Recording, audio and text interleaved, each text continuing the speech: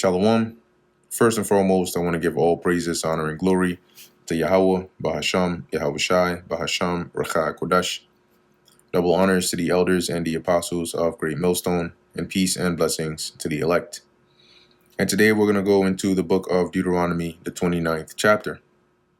These are the words of the covenant which the Lord Yahweh commanded Moses to make with the children of Israel in the land of Moab, beside the covenant which he made with them in Horeb. So in addition to the covenant we already made with the Lord in Horeb, there was another one here made in Moab. And Moses called unto all Israel and said unto them, because remember, the one in Horeb was with the older generation. This was with the newer ones, after the older ones had died off. And Moses called unto all Israel and said unto them, Ye have seen all that the Lord Yahweh did before your eyes in the land of Egypt unto Pharaoh, and unto all his servants, and unto all his land. The great temptation which thine eyes have seen, the signs, and those great miracles. And when you go into that word temptations, right, Masa, it says despair, test, trials. Okay, so the trials and burdens that the Lord brought, during the time of Egypt, we witnessed that, right? The signs and the miracles, the plagues. Yet the Lord Yahweh hath not given you an heart to perceive, and eyes to see, and ears to hear on to this day. So even though you've witnessed all that, still the Lord hasn't opened up your minds. He hasn't given you that right heart and eyes to see and hear onto righteousness, meaning that you still have rebellion, all right, and disobedience within your hearts. And I have led you 40 years in the wilderness. Your clothes are now waxing old upon you, and thy shoe is not waxing old upon thy foot. Meaning your clothing didn't get old, it didn't get moth-eaten, it didn't just rip and all of that. Neither did your shoes. Everything was preserved. Ye have not eaten bread, neither have ye drunk wine or strong drink, that ye might know that I am the Lord Yahweh your God. And what the Lord is saying here is that, remember, Israel in the wilderness didn't eat regular bread or wine, right, of the vine and so on. We didn't have that. We had manna. And what the Lord is saying here is that you didn't have any of those, right, but you survived. I sustained you with manna. I still fed you, even though you didn't have bread and you didn't have wine. And by bread, I'm talking about like the fruit of the land, of the field. But yet I sustained you, so that to the point that you would know, right, that I am the Lord your God, who protects you, who guards you, who takes care of you. And when you came on to this place, Sihon, the king of Heshbon, and Og, the king of Bashan, came out against us onto battle, and we smote them. And we took their land and gave it for an inheritance unto the Reubenites and to the Gadites and to the half tribe of Manasseh. Keep therefore the words of this covenant and do them, that ye may prosper in all that ye do.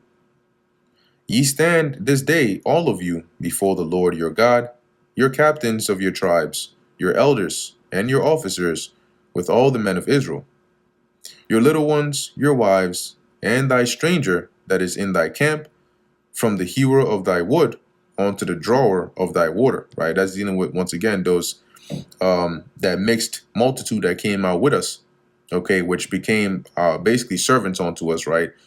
Hewers, as it says here, the hewers of our wood and drawers of our water, that thou shouldest enter into covenant with the Lord Yahweh thy God. That's referring to us, okay? The covenant was referring to us as Israelites.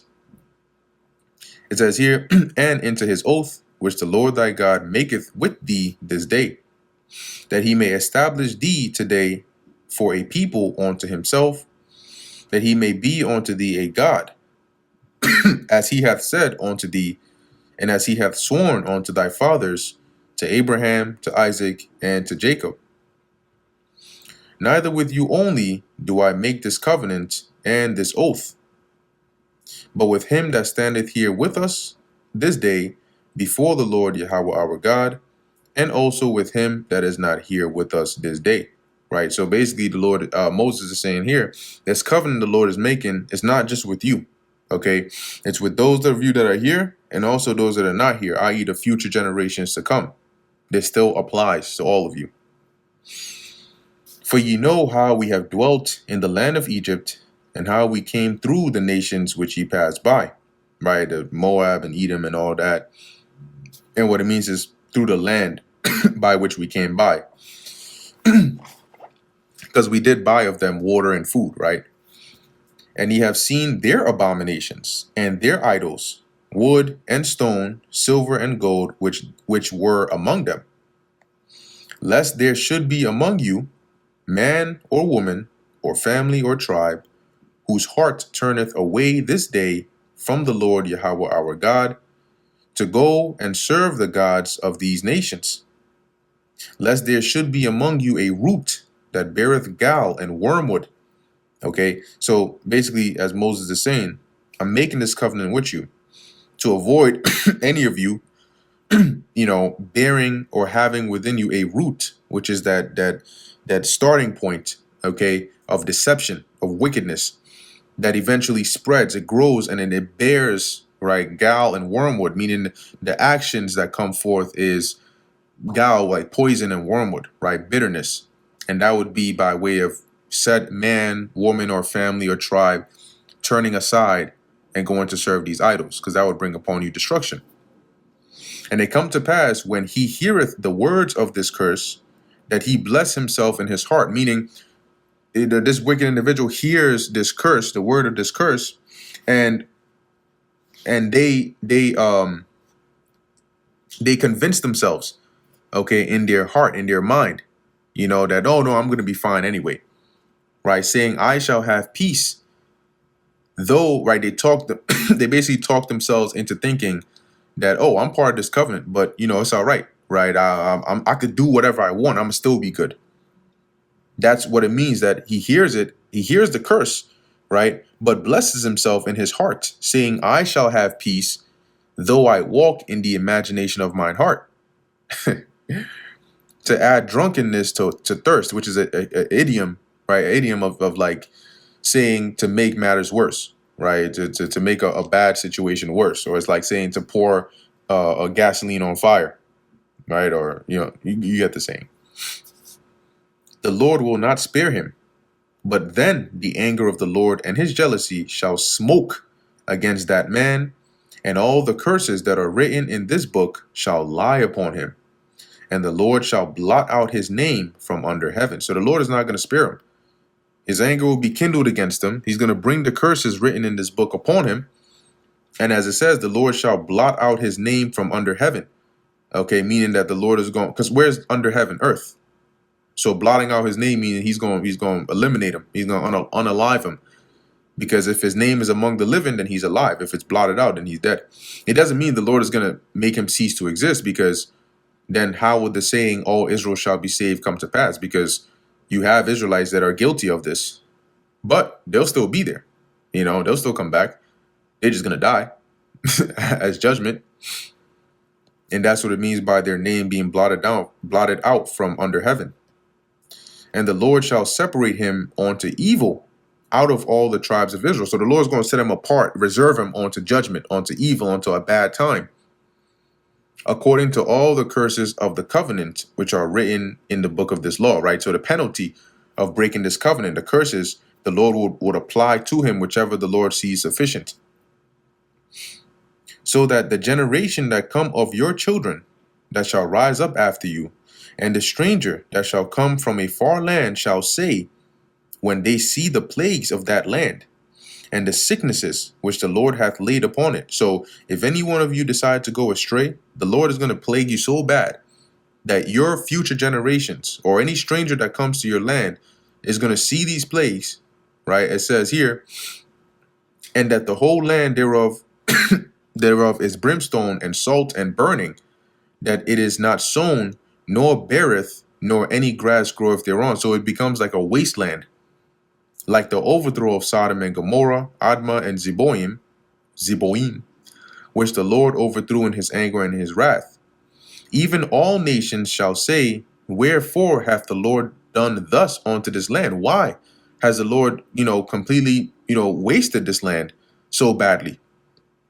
What meaneth the heat of this great anger? What could have possibly caused him to do such a thing? Then men shall say, because they have forsaken the covenant of the Lord, God of their fathers, which he made with them, when he brought them forth out of the land of Egypt. For they went and served other gods, and worshipped them, gods whom they knew not, and whom he had not given unto them. See, so the reason is because they went into idolatry. They went and started to worship other gods, whom the Most High, their God, didn't, they didn't grow up with these gods. These are idols. The Lord didn't command them to go and worship them, but they went and did. And the anger of the Lord was kindled against this land to bring upon it all the curses that are written in this book. So that's what people will say. If you disobey the Lord, that's how bad he's going to plague you, that people are going to ask in the future, wow, why? Just why? What happened? And the response is going to be, yep, that's what happens because they disobeyed their God. Verse 28, and the Lord rooted them out of their land in anger and in wrath and in great indignation, and cast them into another land, as it is this day. The secret thing, so basically, that's going to be the response, right? That this is the transgression they did, and this is what the Lord, their God, did to them, and this is why they've been rooted out of the land, and now they're in, serving captivity elsewhere.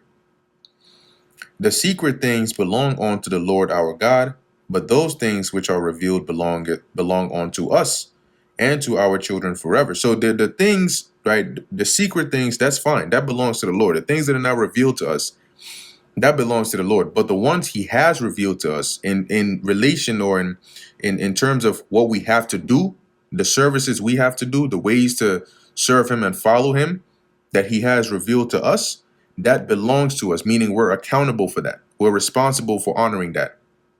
As it says, that we may do all the words of this law. That's why he revealed it to us. And once it's been revealed to us, we have a duty to uphold it, lest we incur the Lord's wrath. And that brings us to the end of the book of Deuteronomy, the 29th chapter. Lord willing, that was edifying to the elect. In closing, I want to give all praises, honor, and glory to Yahweh, Bahasham, Yahweh Shai, Bahasham, Racha Kodash. And until next time, Shalom.